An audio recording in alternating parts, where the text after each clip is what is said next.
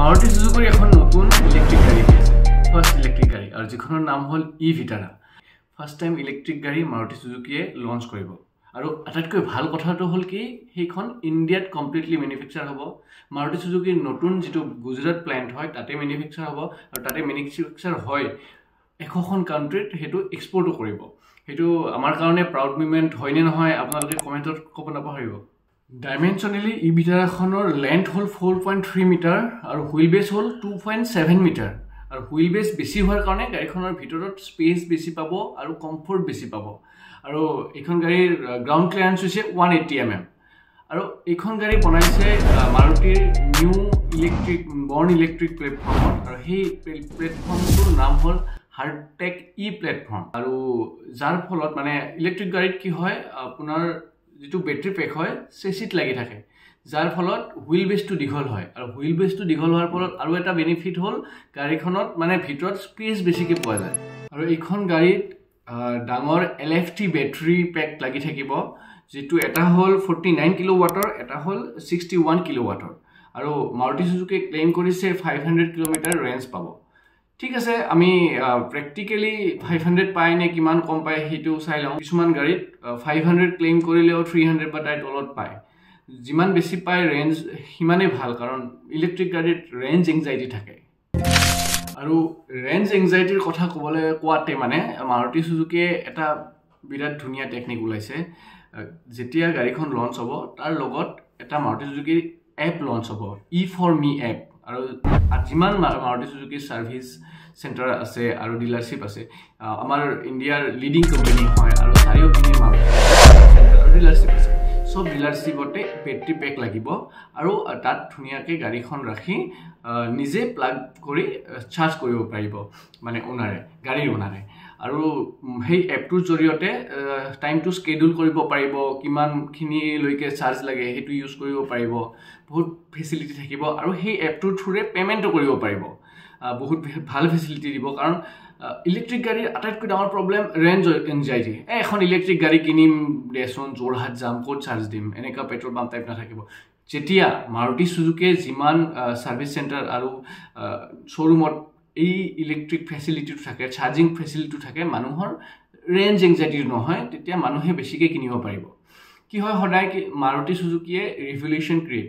ইণ্ডিয়াত যেতিয়া 800 লঞ্চ হৈছিল তেতিয়া এটা নতুন ৰিভলিউশন ক্ৰিয়েট হৈছিল যে কমন মানুহেও গাড়ী কিনিব ষ্টাৰ্ট কৰিছিল তাৰপিছত জেন আহিল জেন অহাৰ পিছত ষ্টাইলিছ গাড়ী বুলি সবেই জেন কিনিব বিচাৰিছিল কিমান বেছি গাড়ী এটা ৰিভলিউশন ক্ৰিয়েট হৈছিল তাৰপিছত সুইফ্ট অহাৰ পিছত এই স্পীডটো ডাবল হৈ গ'ল তেনেকৈ ব্ৰেজা আহিল এতিয়া মানে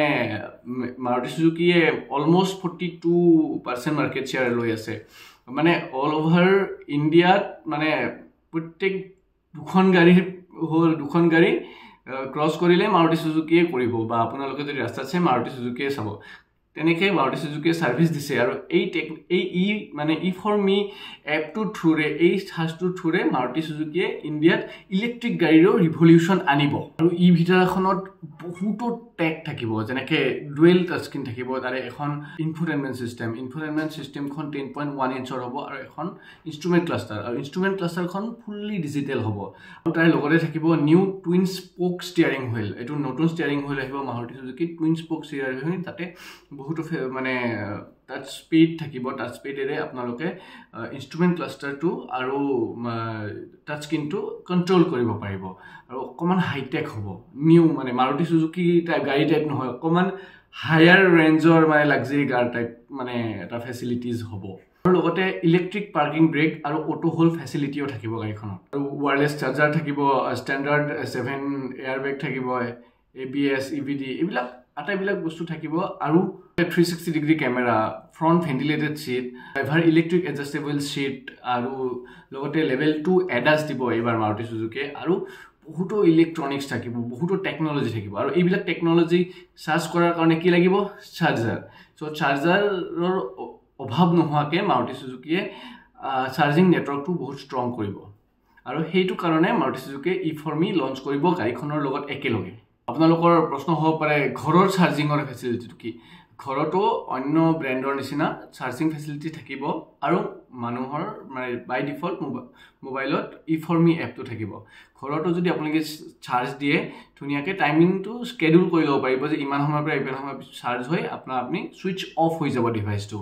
আৰু ইমানখিনি যদি আপোনালোকে টাইমিংটো নকৰে ভাবে যে মই 80%লৈকে চাৰ্জ হোৱাৰ পিছত ছুইচ অফ হওক বা 90%লৈকে চাৰ্জ হোৱাৰ পিছত ছুইচ অফ হওক এই আটাইবিলাক ফেচিলিটি আপোনাৰ ঘৰতেই মানে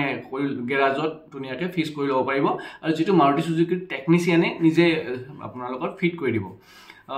যাৰ ফলত আপোনালোকৰ মানে গাড়ীত চাৰ্জ দিয়াৰ প্ৰব্লেমটো কেতিয়াও নহয় মানে 100% সলিউশন মানে কৰিহে গাড়ীখন লঞ্চ কৰিব প্ৰথমতে যেতিয়া ইলেক্ট্ৰিক গাড়ী আহিছিল টাটাই বনাইছে মহিন্দ্ৰাই বনাইছে তেতিয়াও মাৰুতিৰ মানে হায়াৰ অথৰিটিয়ে এটাই ষ্টেটমেণ্ট কৈছে আমি যেতিয়া বনাম পুৰা ভাৰতবৰ্ষ বেছি মানুহৰ কাৰণে বনাম মানে